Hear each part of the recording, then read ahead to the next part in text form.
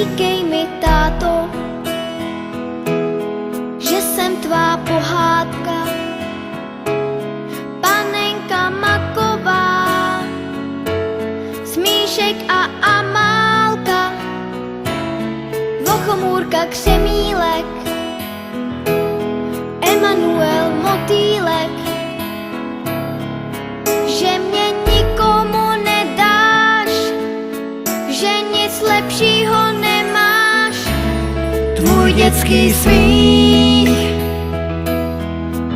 ať v nás na pořád zůstává, vždyť dětský smích každý zadarmo dostává.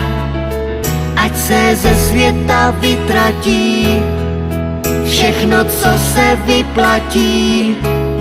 Víš, já tě nikomu nedám, já nic lepšího nemám, než tvůj dětský smích.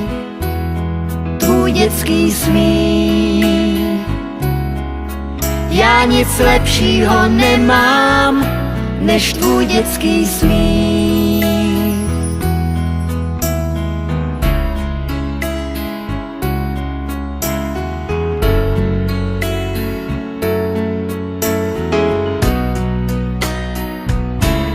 Říkej mi, princezno, že jsem princ pohádky, co přijel za tebou